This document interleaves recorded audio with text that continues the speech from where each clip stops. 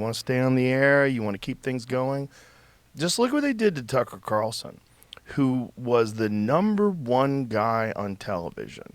And whatever feathers he ruffled, whatever people he pissed off, I don't believe he's openly discussed it yet because he's probably got some sort of a lawsuit going on. They removed him because he was a problem. The way he was discussing things was a problem. Well, it's very interesting that if we've talked about this before when we played clips about CNN talking about you and stuff, and but if you listen to CNN, the way they talk about you or the way they talk about Tucker Carlson, not that you guys are in different worlds, but the way they talk about you two guys is you're these very controversial figures who say all of these things that are not approved of, and these very polarizing figures. But then you're like, no, he's the #1 guy in cable news, and you're the #1 guy in podcasting. You guys, how are you guys viewed as controversial? But CNN is talking to an audience of 200,000 people and letting people are very skeptical of these guys. I'm like, no, they're not.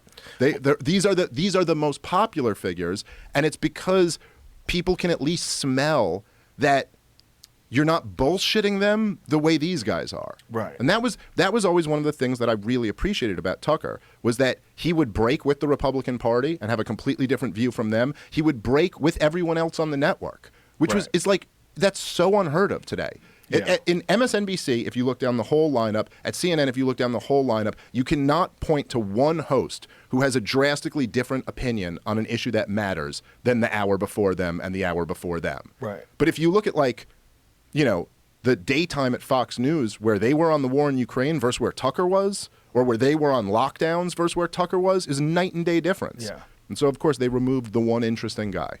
Well, he was kind of doing podcasting on TV. Yeah. He had gotten to the point where his show was so huge that he could kind of get away with it. And he incrementally kept ramping it up to he's like, the CIA killed Kennedy. Yeah. Jesus. Yeah, he bro. started really going for it. He was going for it. That was great. People need to hear that. Well, the beautiful thing is now he's just going for it on Twitter. And, Elon's like, okay, go ahead. And you can see it in him that even though he was going for it on Fox, you can see the freedom he has. Oh, yeah. On Twitter, where he's like, okay, I'm not pulling any punches now. Yeah. And I love that. Yeah. That's beautiful. Well, it's important. It really is. And people need to wake the fuck up. Well, look, even with this Trump thing, man, it's like I was saying, how so many people still believe the Russia collusion story, which was all made up, man. And you can go follow this whole thing. It was all made up, and they knew it. They knew what they were doing. There's that clip, by the way, before any of this stuff. This is before Donald Trump ever took office. Did you ever see the Chuck Schumer 6 Ways to Sunday? You were telling me about it last night. You were saying we should watch it today. We should play this and let me just preface it briefly to kind of set up what's so amazing about it. There are these occasional moments where, even like I said, the thing where Chris Murphy just happens to blurt out oh yeah, our policies overthrew Yanukovych, right? There are these moments where kind of these rare moments of honesty from the kind of leaders of the regime. Yeah. And this one comes because Rachel Maddow asks him an impromptu thing. And she says that. She leads that. Yeah. So, but this is just so you know, this is Donald Trump has been elected, but he hasn't been, he's a president-elect here. So it's after the election, but he's not president yet. So this was about him tweeting something here. But he's taking these shots, this antagonism, this taunting to the intelligence community. You take on the intelligence community, they have 6 ways from Sunday at getting back at you. So even for a practical, supposedly hard-nosed businessman, he's being really dumb to do this. What do you think the intelligence community would do if they were motivated? I don't know, but from what I am told, they are very upset with how he has treated them and talked about them.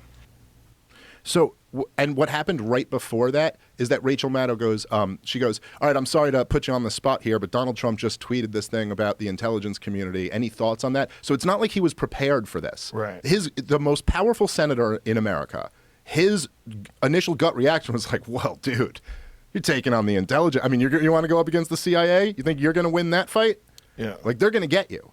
And this was already after they had already been, they were spying on his campaign. They had already kind of begun framing him for this whole Russia thing, which was always nonsense.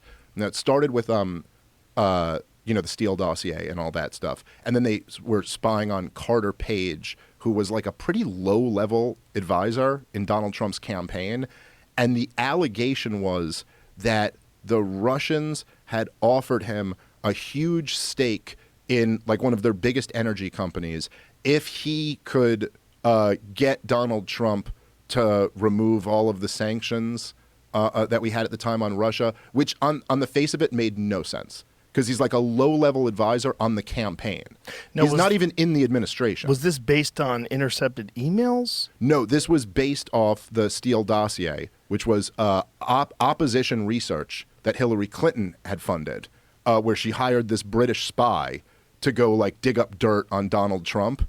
And they put together this whole dossier alleging that he was he had been in bed with Russia for years. He was compromised. It was that the prostitutes were peeing on him and all this like crazy shit. And they all knew it was unverified. They all knew it was like, all of it, almost all of it was ended up being disproven. But so when they went to Carter, but just to understand, like the idea of trying to bribe a low-level advisor on a campaign to then somehow take over the administration once he got it'd be like on the level of if someone was like we're going to bribe the door guy at the mothership to make sure that the Joe Rogan Experience only talks about these subjects. And you're like, I mean, even though there's a loose connection between you and the guy who works at the mothership, the idea that he would ever then be able to come in and take over the show and control it just made no sense. But we now know that the CIA told the FBI that Carter Page was a good guy, that he was a CIA informant. Then they told the FBI, they were like, no, he's not a spy, he's one of ours.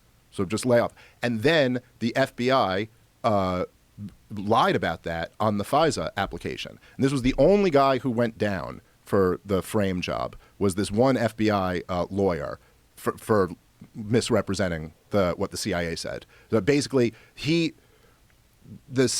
they said that he was approached by Russians and that he was approached by a group of Russians to see if he would turn and work for them. And the CIA were like, yes, he was. And he came right back to us and told us about it. And then when they were putting in the application for the FISA warrant, the FBI said he was approached by these Russians and the CIA confirmed it. So they said that the CIA confirmed that he was approached by these guys, but they left out the part that the CIA said, and he came right back to us and told us about it.